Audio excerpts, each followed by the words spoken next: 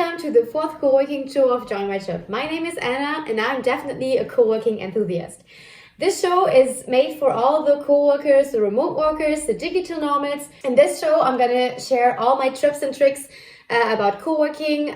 We already talked about how to find the perfect trip mates, how to convince your boss, and all this kind of stuff. And today is going to be all about how to plan the perfect co-working trip. I've done quite a lot of co-working trips already, so I do have some tips for you, and those ones I want to share with you. If you want to go on a co-working trip, think about first thing, okay, where do I want to go? You want to go somewhere near the beach, you want to go somewhere in the mountains, in the snow, or I don't know, wherever. Think about what kind of surrounding you want to have, and then also think about, okay, do I need to have the same time zone, or is it okay if it's plus minus 1 or 2? Is it okay if it's maybe plus 10 or minus 10?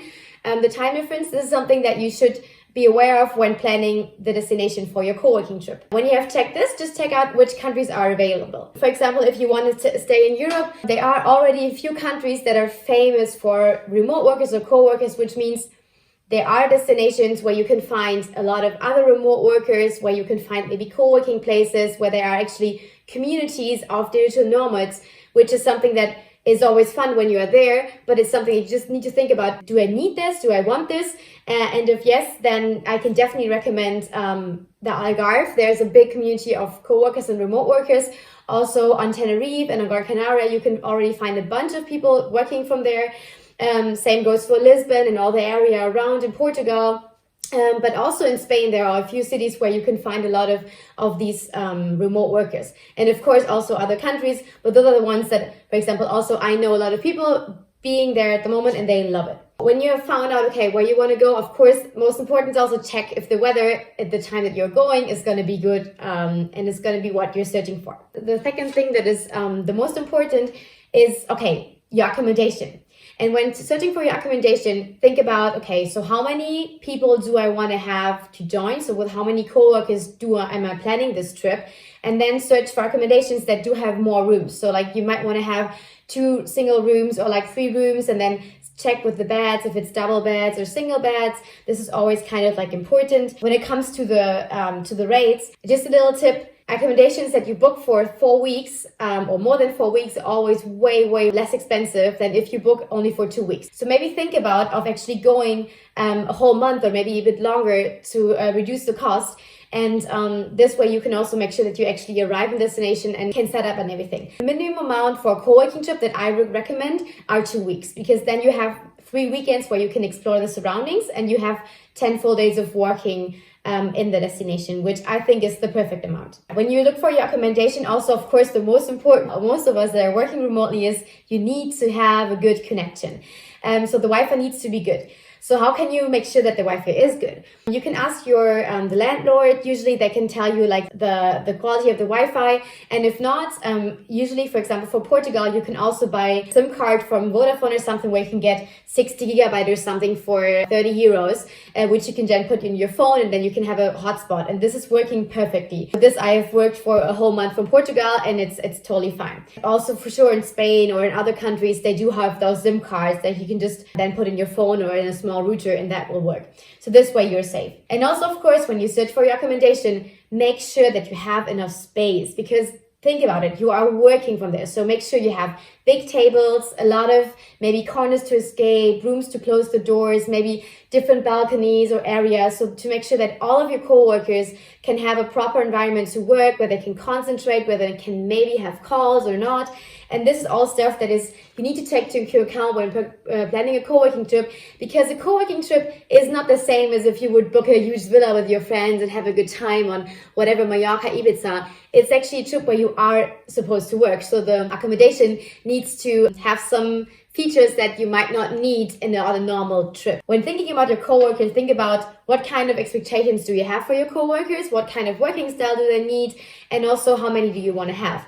My optimum size would be search for 3 or 4 more co-workers. That way you make sure that you have, you can fill up a car, and also that's a good amount of people that you can basically, have a good time with. But if you want to have, know more about how to find your perfect trip mates, there's another episode where I talk exactly about this, on how to make sure you find the perfect co-workers or trip mates. So now it's all about, okay, so how do I find all those co-workers? I think the best and the easiest way to find like-minded and also committed co-workers is to JoinMyTrip. It's on the platform you can easily set up your trip, calculate the cost, and have your own proper trip link that you can then share with people that are interested. And by having the trip mates or co-workers paying through the platform for accommodation and transportation, you can make sure that they're actually committed, and it's not like you have like a random person from Facebook telling you he's going to come and in the end he's not showing up. Now I'm just going to quickly show you how easy it is to create a co-working trip on JoinMyTrip. To be honest, I love it. It's so much fun to just create your own trip page, and it's so quick and so easy.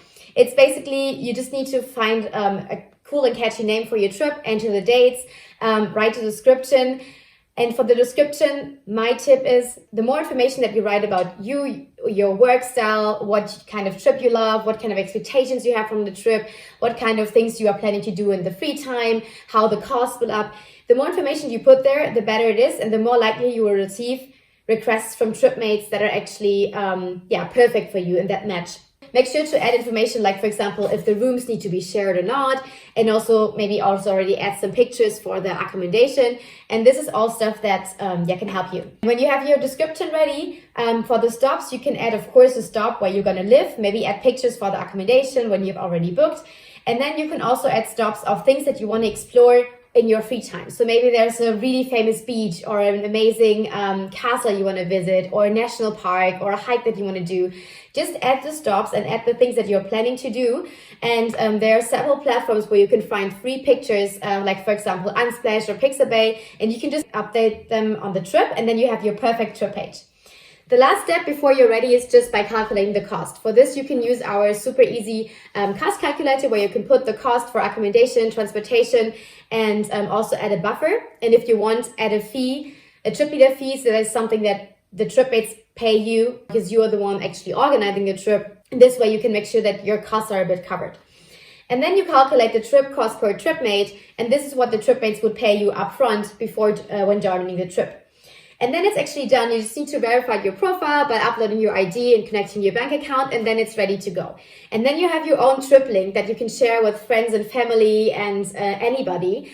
Also, what we always recommend, of course, we're going to help you and support you in promoting your trip and making sure that you find enough trip mates to join.